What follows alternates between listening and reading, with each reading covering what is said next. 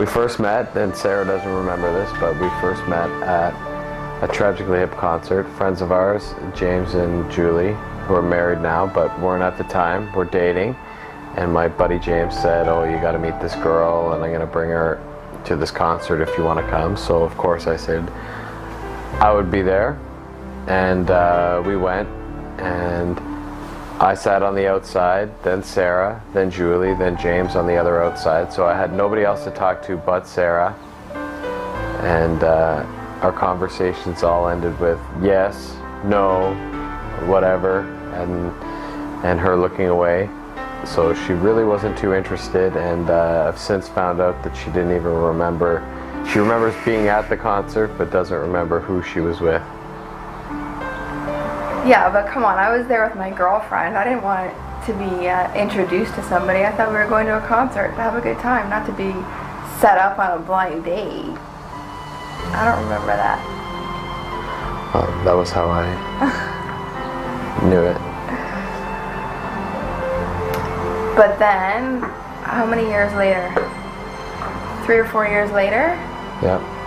Julie and Jamie, who tried to set us up back then, ended up getting married and asked Greg and I to both be a part of their wedding.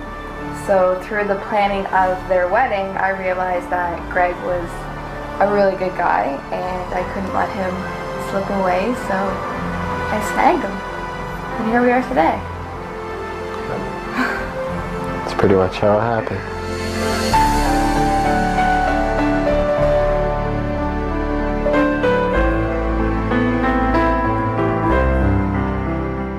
I think pretty much our first date was going up to Julie and Jamie's cottage because we went up there quite often, and that's how we kind of got to know each other and spent a lot of time together. Yeah, I would say so.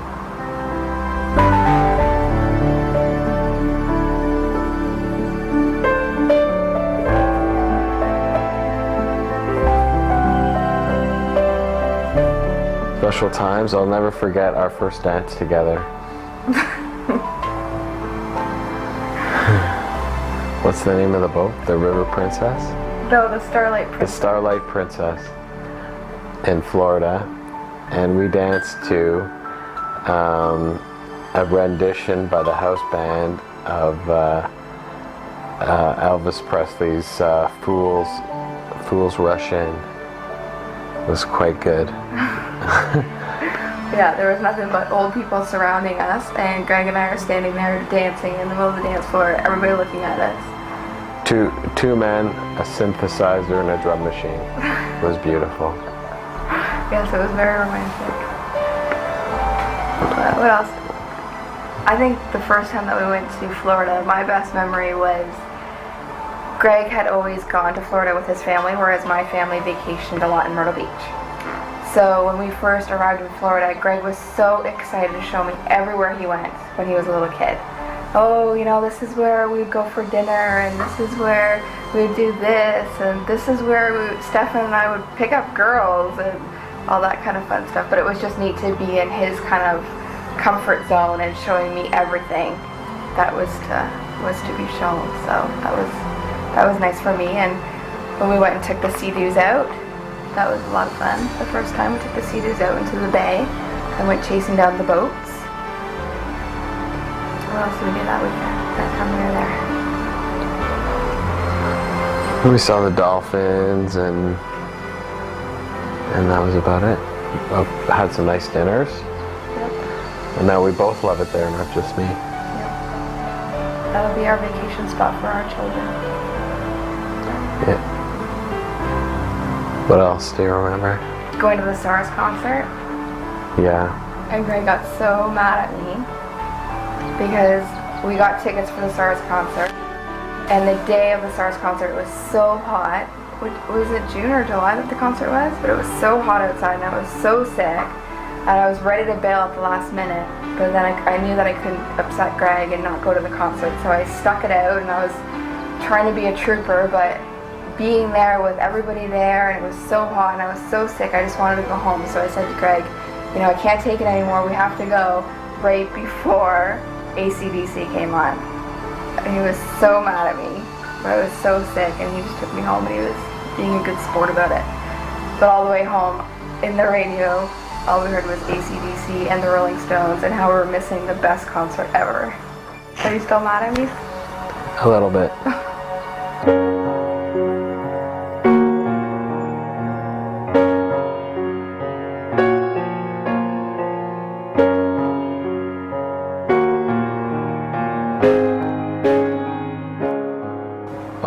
I proposed in Chicago.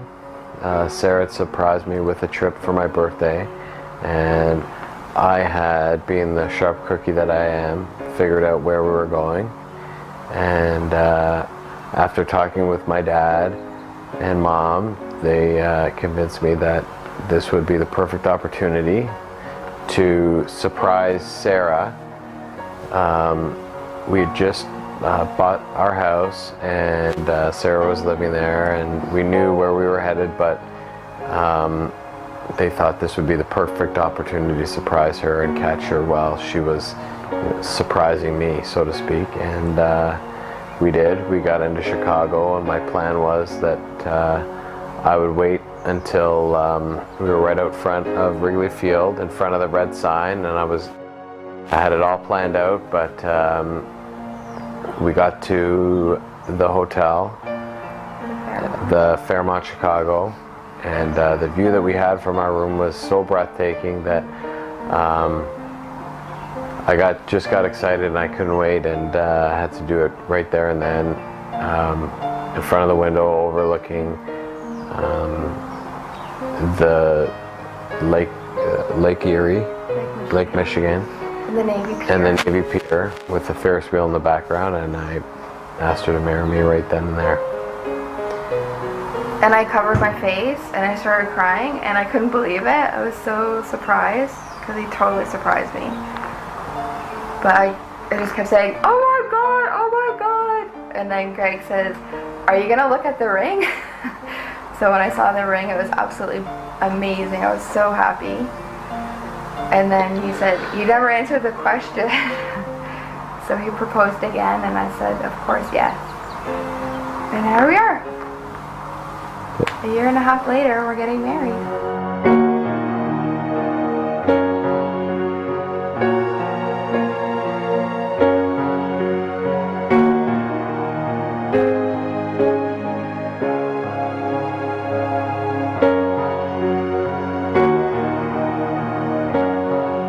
Sarah's pretty much taken care of everything. We've worked together on a couple of the I guess items on the agenda, but for the most part, Sarah's taking care of everything. She's doing a great job, and I'm just here to support her, help her out when she needs it. Other than that, I'm just there to support her. And pay the bill. And to help pay the bills. No, things have been good. I've been enjoying it. It's been a little bit stressful, of course, at times, but from the beginning I said to Greg, there's certain things that I'm going to need you to be a part of, and, without question, he's been there. For instance, for booking the reception venue, I said it's your day as much as it's my day. So we went out together and we looked at a couple spots, and then we both agreed on Glencairn. And then I guess the other most important thing was that we would agree on the DJ. And we went and met with a couple of DJs, and both of them were very interesting. It's a DJ that we have for the wedding, and we knew right away that he was the one for us. So yeah, had the right personality. Yeah, the first DJ that we went and met, based on his mother's house. Yeah, So. and he was probably about 45 to 50 years old. Yeah. It was something right out of a movie. It was very bizarre. It was not our ideal choice. No, but no, everything's been good, and made the invitations, and Greg helped get those started, so that was a big help, and we're just waiting for the big day now. Yep.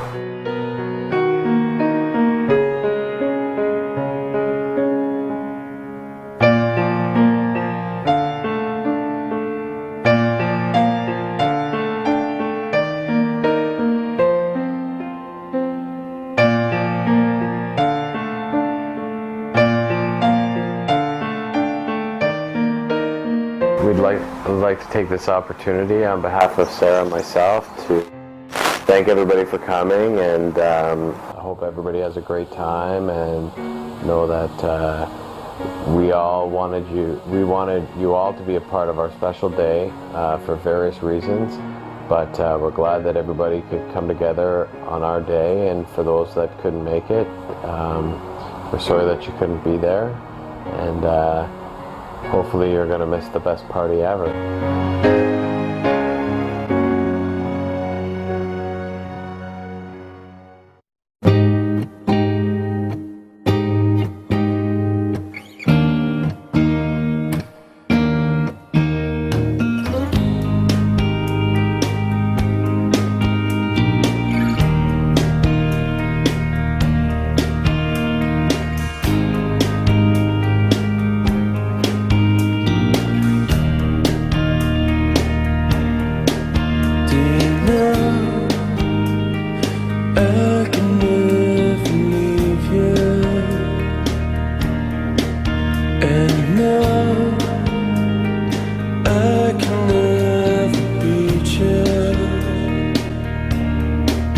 And if